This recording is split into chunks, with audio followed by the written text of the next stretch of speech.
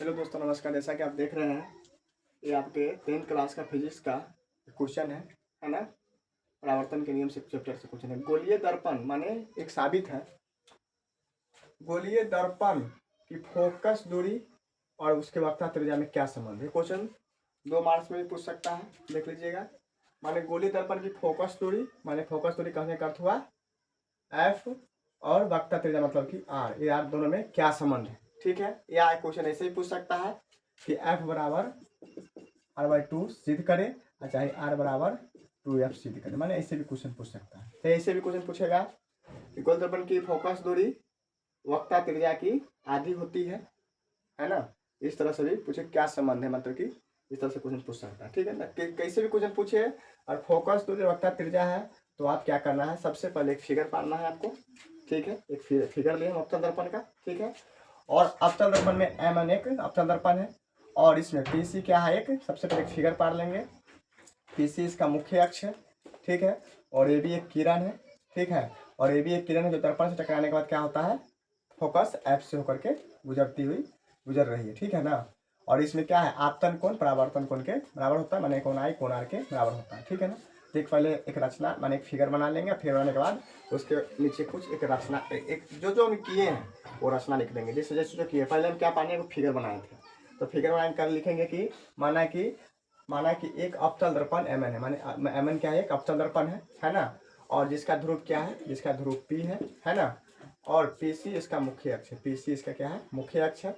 ठीक है, और ये भी एक आपतित किरण है, माने ये भी क्या है, माने सबसे पहले एक दर्पण पारे, उसके बाद एक मुख्य अक्ष, उसके बाद ये भी एक आपतित किरण है। ठीक है ना, तो ये भी एक आपतित किरण है जो अवतल दर्पण के मुख्य अक्ष PC के समांतर है। इसके क्या है, PC के समांतर है जो किरण है। ठीक है, और निकट है, कहता है कि PC के समांतर और निकट भी है। ठीक है ना, किरण AB दर्पण से परावर्तन के बाद, किरण जो AB दर्पण से परावर्तन के बाद क्या आता है, मुख्य फोकस F से होकर गुजरती है अतः CB दर्पण सतह के B बिंदु पर अभिलंब है। माने CB जो है क्या है, CB क्या है, दर्पण दर्पण के बिंदु B पर क्या है, अभिलंब है। ठीक है ना, मैंने एक फिगर बनाया, फिगर में जो जो चीज है वो क्या करना है, रचना आपको लिख देना है। उसके बाद क्या करना है, सबसे पहले अब परावर्तन के नियम से, मतलब कहने का अर्थ हुआ कि इसमें एक नियम है परावर्तन के नियम से। देखिए, कोण I और कोण R बराबर है, कोण I और कोण R बराबर होता है। परावर्तन के नियम पर है, कोण I कोण R के बराबर होता है।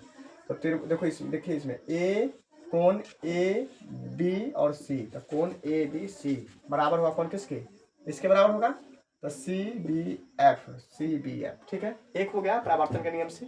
ठीक है, दूसरा क्या, फिर क्या किए, कोण ABC जो है, कोण ABC बराबर होगा कौन, ई कोण के बराबर होता है। मैथ में आप देखे होइएगा, और ऐसा ना आता है तो ई कोण और ई कोण बराबर होता है किसके, एकांतर के नियम से। ठीक है ना, तो कोण ABC बराबर हो जाएगा कौन, BCF के। ठीक, किसके, एकांतर के नियम से। ठीक है, आप जब ये दोनों बराबर, ये बराबर है, ये इसके बराबर, इसके बराबर, तो फिर ये इसके बराबर हो जाएगा, तो कौन, इसीलिए कौन CBF कौन BCF के बराबर हो जाएगा। ठीक है, अब फलस्वरूप अब क्या होगा, अभी जब किसी भी त्रिभुज के दो कोण बराबर होता है, किसी भी त्रिभुज के दो कोण बराबर होता है तो वो समद्विबाहु त्रिभुज होता है।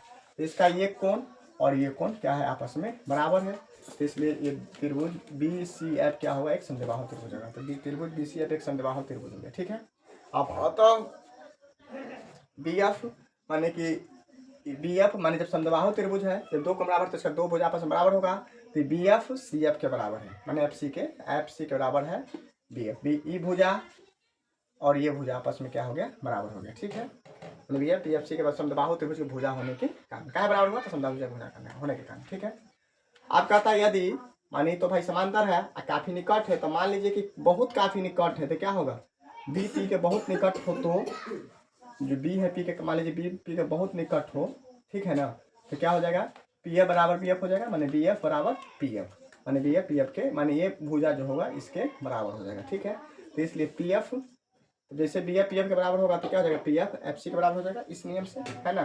तो FC क्या हो, PF क्या हो जाएगा, FC के बराबर, और FC को ही FC और PF को हम क्या लिख सकते हैं, ये पूरा के आधा लिख सकते हैं, तो PC/2 हो जाएगा। क्या हो जाएगा, PC/2 माने पूरा के आधा। तो PF को क्या है, यहाँ से यहाँ की दूरी को क्या बोलेंगे, फोकस दूरी। ठीक है ना, तो F और ये पूरा को क्या बोलेंगे, R। ये पूरा वक्र त्रिज्या है तो पूरा R हो गया, ये FC, तो F बराबर R/2 और चाहे R बराबर 2F, मैंने दोनों प्रूफ हो गया। ठीक है ना, जो पूछेगा उस तरीके से। ठीक है।